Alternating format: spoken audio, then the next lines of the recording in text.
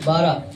मेरी आज्ञा ये है कि जैसा मैंने तुमसे प्रेम रखा वैसा ही तुम भी एक दूसरे से प्रेम रखो। बोले यीशु मसीह की। सो इस एरमिया में कहता है, यशायाह में भी कहता है, मैंने आजकल सुना है तुम्हारे बीच में घूसाबाजी होते हैं? क्या होते हैं?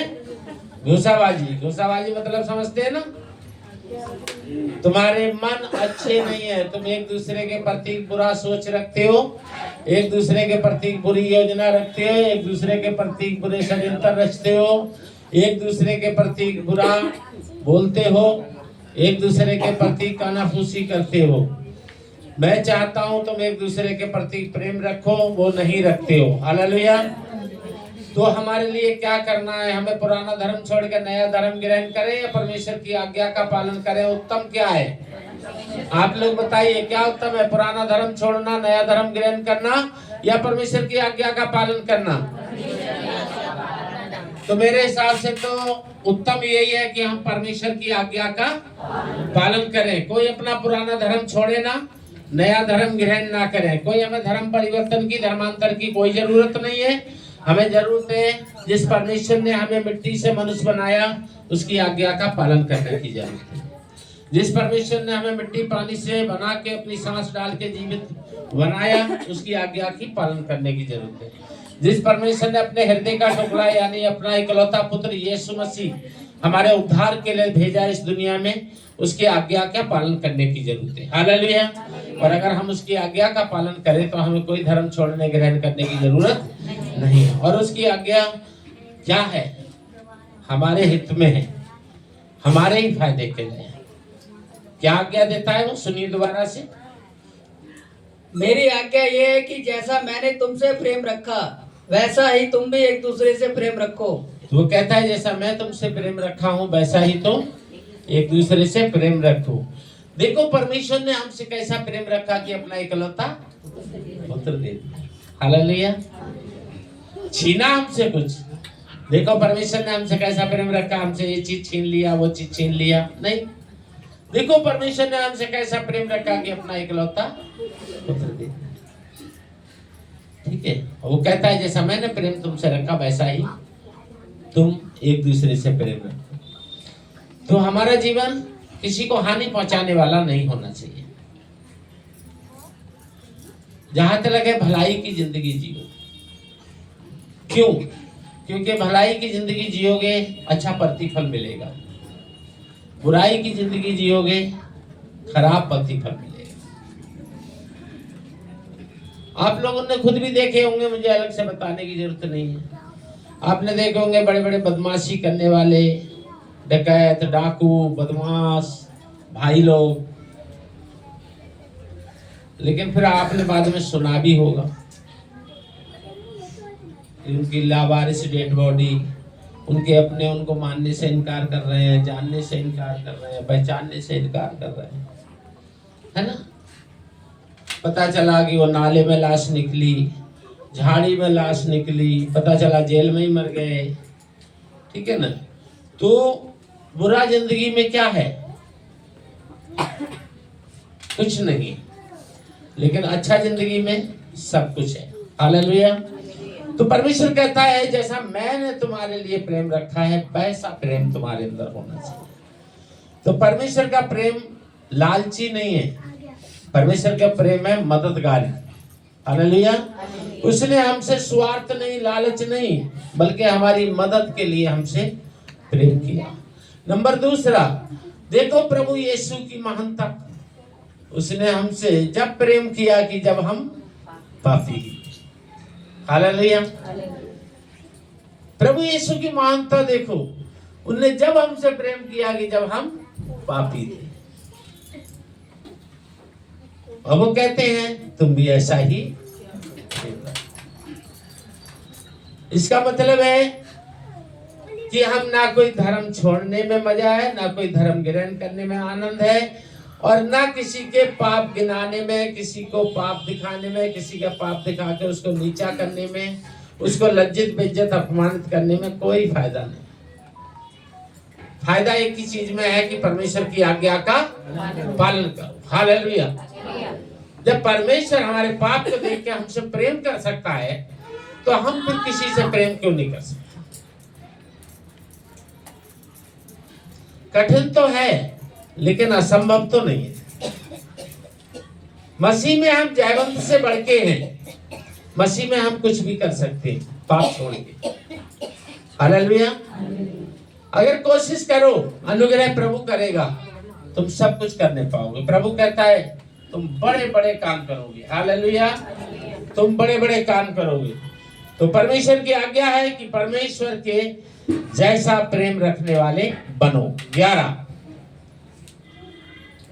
मैंने ये बातें तुमसे इसलिए कही हैं कि मेरा आनंद तुम में बना रहे और तुम्हारा आनंद पूरा हो जाए। बोले यीशु मसीह की। तो आज्ञा किस लिए पालन करो? आनंदित रहने के लिए। किसके हित में है? आज्ञाकारी होना किसके हित में है? हमारे हित में। परमेश्वर हमें ये आज्ञा किसके फायदे के लिए दे रहा है? हमारे फायदे के लिए। वो कहता है जब तुम्हें मैं आनंदित देखूंगा तो मैं भी आनंदित हूँ, है ना? मरियम मार्था रोई तो यीशु रो पड़े। तो क्या चाहते हैं हम कि यीशु रोए या आनंदित हो?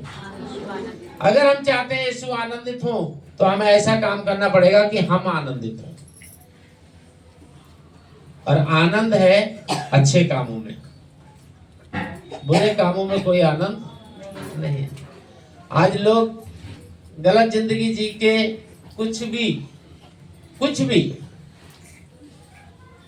गलत तरीके से गलत जिंदगी जी के कुछ भी अगर प्राप्त करते हैं, बाद में वो उनको दुख का कारण बनता है। लेकिन जो मेहनत और ईमानदारी से, उनका हमेशा हमेशा आनंद का कारण बनता है। मेहनत और ईमानदारी में तुम दौड़ो, अनुग्रह प्रभु यीशु करेंगे और तुम्हारी इच्छा से ज्यादा तुम्हारे पास होगा। पता है किस लिए होगा? तुम्हारी इच्छा से ज्यादा तुम्हारे पास होगा। क्यों होगा पता है? क्योंकि जब बाल्टी उफान लेगी तभी तो फर्श गीला होगा। प्रभु तुम्हें इतना देगा कि तुम संभाल ही नहीं पाओगे, परेशान होकर कहोगे लाओ किसी को दे दे। हालेलुया। क्योंकि प्रभु तुम्हें लेने वाला नहीं, देने वाला बनाए। अपने प्रभु के आज्ञा की ओर चलो तो आपको कोई धर्म छोड़ के कोई धर्म ग्रहण करने की आवश्यकता नहीं। 10 यदि तुम मेरी आज्ञाओं को मानोगे तो मेरे प्रेम में बने रहोगे, जैसा कि मैंने अपने पिता की आज्ञाओं को माना है और उसके प्रेम में बना रहता हूँ। बोले यीशु मसीह की। तो आज्ञाकारी का और प्रेम यहाँ देखते हैं। 12 से 11 में आए और 10 में बिल्कुल खास बात मिलती है। अगर तुम मेरी आज्ञा मानोगे तो मेरे प्रेम में वैसे ही बने रहोगे जैसे मैं सनातन के परमेश्वर यहोवा के प्रेम में बना रहता हूँ। तो यीशु कैसे बने रहते हैं? यीशु ऐसे बने रहते हैं कि जो मेरा बाप कहेगा मैं वही करूंगा। तो हमें भी कैसे रहना है? जो मेरा यीशु कहेगा, जो बाइबल कहेगी मैं वही करूंगा। यही है मसीह जीवन। और फिर आपको कोई धर्म छोड़ना, ग्रहण करना, ठीक है ना, कोई धर्म परिवर्तन, घर वापसी, किसी भी बहकावे में नहीं आना है। ठीक है, वही कपड़े पहनो, उसी घर मकान में, उसी देश में रह के, उसी नौकरी को करके, उसी बिजनेस को करके आनंद पाओगे। जहां हो वहीं सोना बरसेगा, जहां हो वही सोना बरसेगा, महंगा कितना भी हो जाए। करुणा काल में अकाल कितना भी पड़े, प्रभु के लोग अच्छा ही खाएंगे और बांटेंगे, और खाया भी और बांटा भी। ठीक है। और सोना जितना ही महंगा होगा, विश्वासी जितना ही ज्यादा खरीदेंगे। हालेलुया। पर विश्वासी का मतलब ये नहीं कि चर्च में जाकर बैठ गए तो विश्वासी हो गए। विश्वासी का मतलब है परमेश्वर की आज्ञा का पालन करना। चर्चों में जाकर बैठने से विश्वासी नहीं हो जाते। चर्चों में तो वो भी जाते हैं जो दान भंडार चुरा के भाग जाते हैं। तो क्या वो स्वर्ग में जाएंगे? है ना? चर्च में जाने से कोई स्वर्ग नहीं जाएगा। चर्च में तो वो इसमें की ड्रग्सी, सट्टेबाज, गुंडे भी जाते हैं कच्चे पहन के, डंडे लेके, चाकू छुरी तमंचा लेके चर्चों में घुस जाते हैं, ईंट पत्थर लेके, दान मंडल चुरा के भाग जाते हैं, चर्च का सामान तोड़ फोड़ करके भाग जाते हैं, उठा के भाग जाते हैं, चर्च बिल्डिंग तोड़ के भाग जाते हैं, विश्वासियों की मार पिटाई करके भाग जाते हैं, पास्टरों की मार पिटाई करके भाग जाते हैं। चर्च में भी तो वो भी जाते हैं, तो क्या चर्च जाने से वो स्वर्ग में जाएंगे? स्वर्ग में नहीं जाएंगे। कड़ुए तेल गर्म करवाएंगे, उसमें शैतान को बॉल कराएंगे। हालेलुया। शैतान और शैतान के कार्य करने वाले, शैतान के जन सब नरक में ही जाएंगे। लेकिन जितने परमेश्वर की आज्ञा का पालन करेंगे वो सब परमेश्वर के घर में जाएंगे। और परमेश्वर कह रहा है कि जैसा मैं तुमसे प्रेम रखता हूं वैसा ही प्रेम तुम्हारे अंदर। देखो मैंने तुमसे कैसा प्रेम किया, अपना इकलौता पुत्र दे दिया ताकि तुम नाश ना हो जाओ। पुत्र कहता है देखो मैंने तुमसे, जब तुम पापी थे तब मैं तुमसे प्रेम किया और तुम्हारे लिए बलिदान हुआ कि तुम नाश ना हो जाओ। तो हमें भी ऐसा ही प्रेम रखना चाहिए। 9, जैसा पिता ने मुझसे प्रेम रखा वैसा ही मैंने तुमसे प्रेम रखा, मेरे प्रेम में बने रहो। बोला यीशु मसीह की।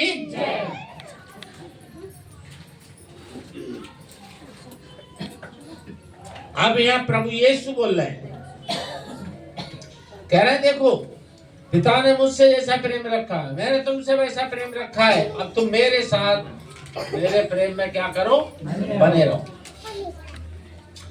परमेश्वर के साथ प्रेम में बने रहने का मतलब, यीशु के साथ जुड़े रहने का मतलब है उसका समय उसको दो, उसका जो दान है वो उसके राज्य को उसका दो, भेंट जो उसके राज्य को ठहराई गई है वो भेंट उसके राज्य को दो, दशमांश जो उसके राज्य बढ़ाने के लिए ठहराया गया है दशमांश उसके राज्य बढ़ाने के लिए दो।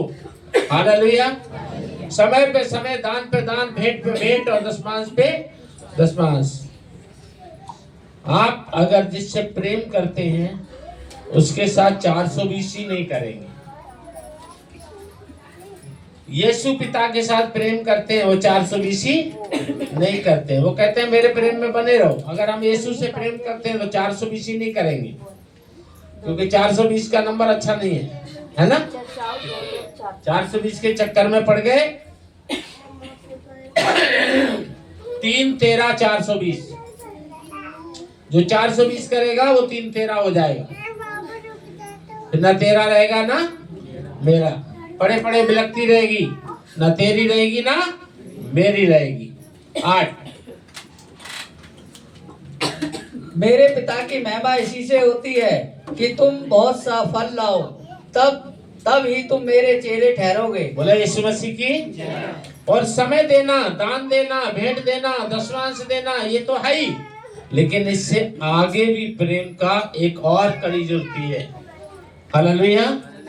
और ये कड़ी यहाँ से मिलती है मरकुस 16:15 में कि जाओ और जाके सबको जो तुमने सुना है ये सबको सुनाओ। हालेलुया। तो अगर हम प्रभु का वचन किसी को नहीं सुनाते तो भी हम आज्ञाकारी हैं। वो पिता के प्रेम में बना रहा, दुनिया में आके क्या किया? वचन सुनाया। वो कहता है मेरे प्रेम में बने रहो, तुम भी दुनिया में क्या करो? वचन सुनाओ। जाओ सारी सृष्टि के लोगों को वचन सुनाओ। तो अगर हम समय देते हैं, भेंट देते हैं, दान देते हैं, दशमांश भी देते हैं, लेकिन प्रभु का वचन किसी को नहीं सुनाते हैं तो भी गलत करते हैं। इसलिए जहां मौका मिले, जिसको मौका मिले, जिसको तुम प्यार करते हो, चाहे वो रिश्तेदार हो, दोस्त हो, पड़ोसी हो, जिसको आप नरक जाते हुए नहीं देखना चाहते हैं, जिसको आप स्वर्ग में देखना चाहते हो, उसको प्रभु का वचन जरूर सुनाओ। हालेलुया। 7, यदि तुम मुझ में बने रहो और मेरा वचन तुम में बना रहे तो जो चाहो मांगो और वह तुम्हारे लिए हो जाएगा। बोला यीशु मसीह की।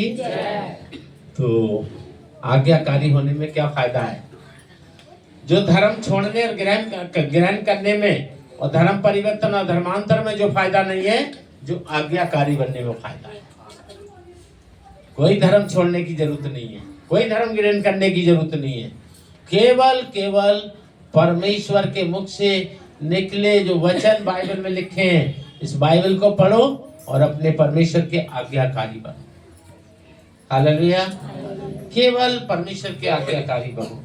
उसके पुत्र यीशु में विश्वास रखो कि वो आया था और वो आएगा, और जितने भी यीशु की ओर ताकेंगे उनमें से कोई भी नरक में नहीं जाएगा। हालेलुया। तो स्वर्ग पाने के लिए हमें कोई धर्म छोड़ना ग्रहण करने आवश्यकता नहीं है। स्वर्ग पाने के लिए यीशु की आवश्यकता है। आमीन। हालेलुया। प्रभु की इच्छा हुई तो फिर मुलाकात होगी आपसे। जय मसीह की।